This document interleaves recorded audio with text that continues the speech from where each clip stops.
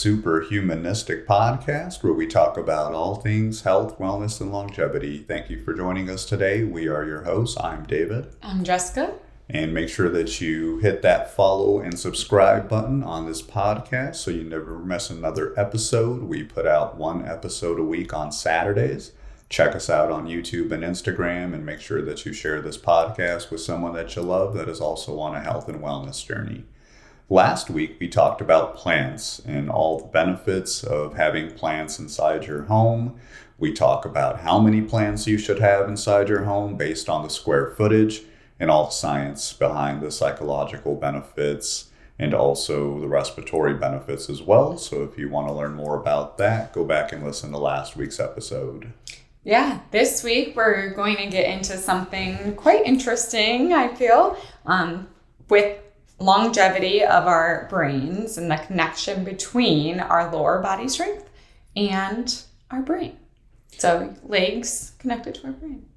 Yeah, this is one of those topics that sounds a little too simple and a little too good to be true. Yeah. Usually when it's too good to be true, it is. But in this case, there's some actual research and science that talks about how having stronger legs today means a sharper brain and also preventing decline in years or decades from now. Yeah, exactly.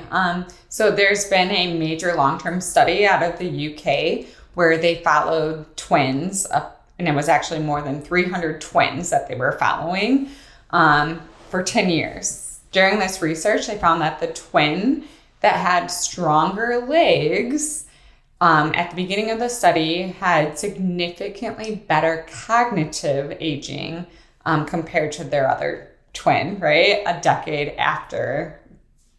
So from the start, the twin that had the stronger legs actually had better brain health 10 years later. Explaining that research. So yeah, it's pretty crazy. Yeah. So identical genetics, identical starting point. Right. Only difference was stronger legs. Yeah. So it's like the stronger leg twin actually had up to 18% better cognitive performance as they were aging. Yeah, this wasn't just muscle size. You're not going for the bodybuilder, huge legs there. It's really just that functional strength. So being able to stand up when you're sitting down, squatting is another important one, stair climbing. So really just those things that we sometimes often overlook. Yeah, exactly. So like, what is that connection? Why is there a connection between our leg strength and better cognition? Well, that's because legs are really home to your biggest muscles.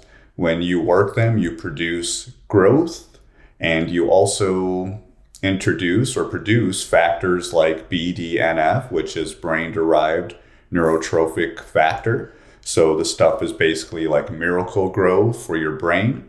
So this really supports that neuroplasticity, memory learning, and overall brain resilience. It's so interesting, right? To think about our lower body strength being tied to so many different factors for our brain. It also is tied to having like better blood flow and circulation. So more oxygen is able to get to our brains when we have that mobility in our lower body.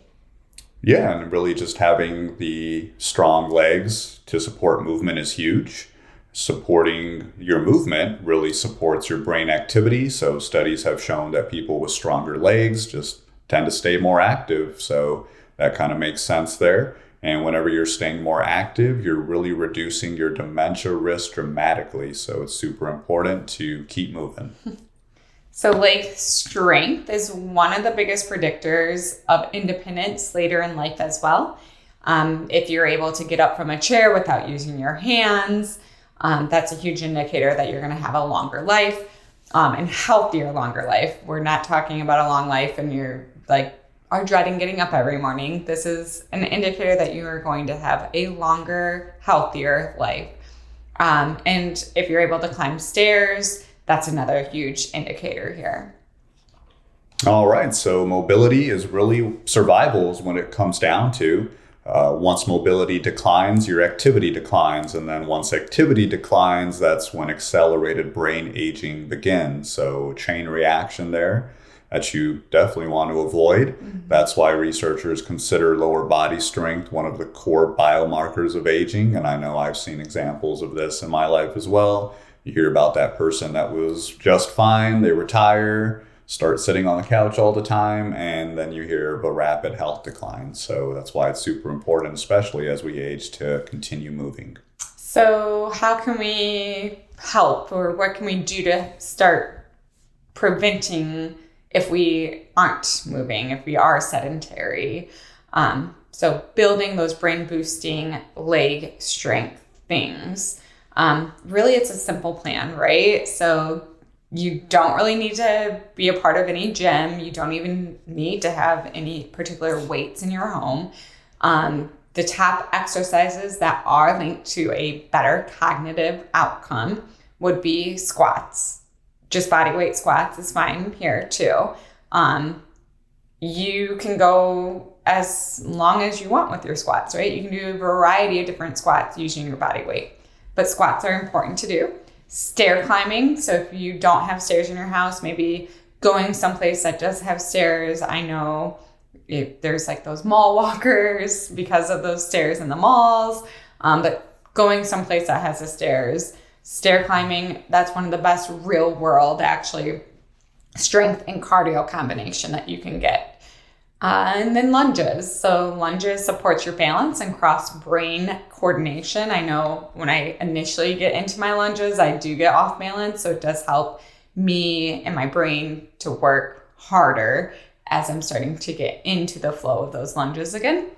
Deadlifts are another exercise you can do, or hip hinges, as they're called.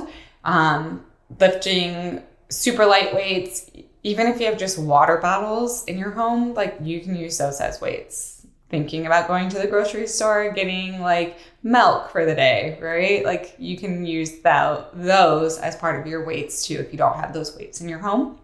And then walking at some sort of incline. So whether it be uphill or even like a simple increase in a road. I know when we go for walks around our neighborhood, I can feel it in this particular part. I'm like, oh yeah, my body's working a little bit harder here because it has just that slight incline as we go up the street. So looking for different hills or staircase or something that has that incline.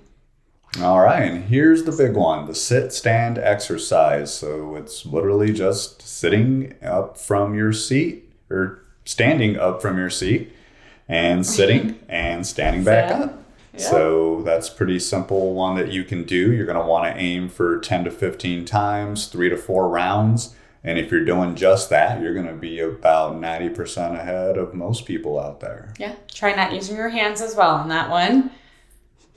So really the takeaway here is you don't have to go to the gym every single day. Of course, it's great if you are able to make it to the gym, but you don't have to be that bodybuilder. You don't need to squat those 300 pounds in order to have these benefits. Yeah, what you're looking for there is that functional strength. You just want to have strong enough legs that you can carry yourself confidently and have that good power base under you and really just stay active throughout your life. And I call that like farmer strength. Yep. That functional strength. Exactly. Yeah, your everyday strength, right? Doing chores around your home. Our brain is listening to our bodies. So when our legs are strong, our brain gets that message, hey, we're still active here. We're still living. We're still exploring the world. And our brains are able to keep growing as well. Yeah, so if you care about your long-term brain health, do not skip leg day. And your future self, your sharp, clear, independent, free-thinking self will thank you. I think leg day is super important. I've always tried to focus on going a little heavier when it comes to your legs. So that's one tip there as well. Yeah, so that's really it for today's episode. If you're inspired by something that we said today, make sure that you're sharing this with your friends or family or anyone that you feel needs a nudge to work out those legs. All right. And if you're doing some leg workouts out there, go ahead and tag us. We'd love to see what you're up to. Make sure that you follow Superhumanistic on YouTube and follow this podcast so you never miss another episode. And go out there and be superhumanistic. We'll see you next time. Bye.